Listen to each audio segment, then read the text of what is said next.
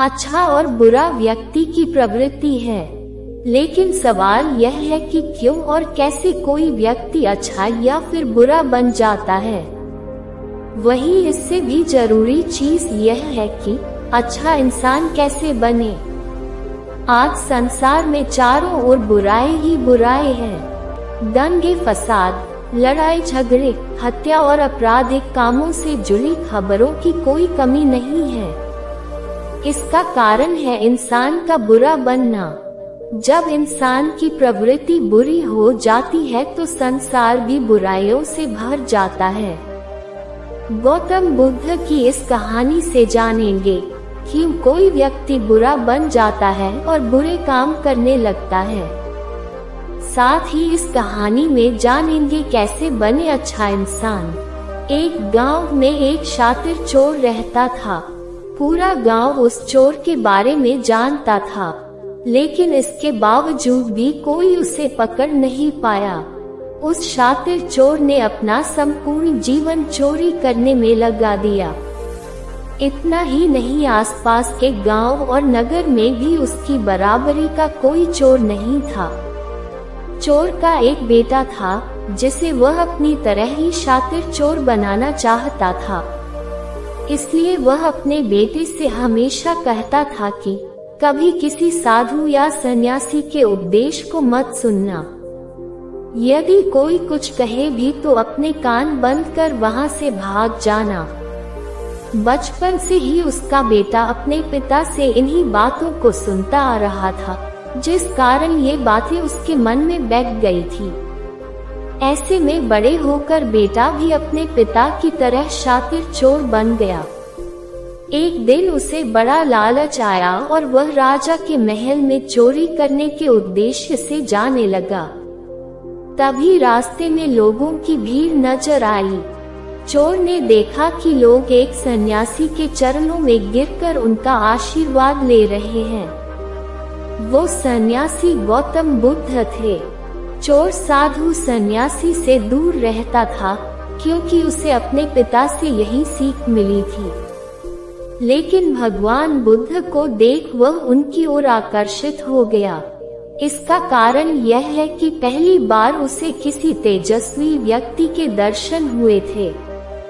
अचानक उसे पिता की बात याद आ जाती है कि साधु सन्यासियों से दूर रहना चाहिए। चोर असमंजस में रहता है कि वह सन्यासी के पास जाए या चोरी करने के लिए आगे बढ़ जाए। एकाएक उसके मन में ये प्रश्न आता है कि आखिर पिताजी क्यों साधु संतों से दूर रहने को कहते थे। इसका उत्तर जानने के लिए चोर भी लोगों के बीच बैठ जाता है और भगवान बुद्ध के उपदेश सुनने लगता है। बुद्ध लोगों को झूठ बोलने की व्यर्थता और विश्वासघात के बारे में बताते हैं। उपदेश समाप्त होने के बाद सभी लोग अपने घर लौट जाते हैं और चोर भी चोरी करने के लिए महल की तरफ निकल जाता है। लेकिन पूरे रास्ते वह यही सोचता रहता है कि क्यों न एक बार उस सन्यासी के उपदेश में कई बातों को मानकर देखा जाए। इस तरह से वह चोरी करने के लिए महल की दीवार से कूदने के बजाय महल के द्वार से अंदर जाता है।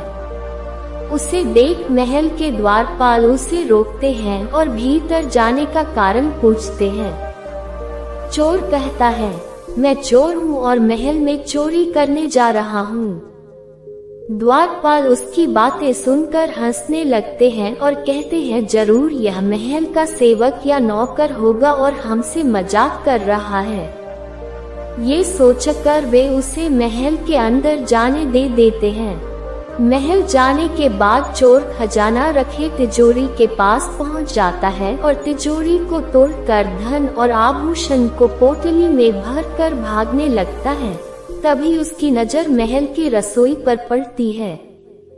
रात होने के कारण सभी सो रहे होते हैं और रसोई में कोई नहीं रहता है।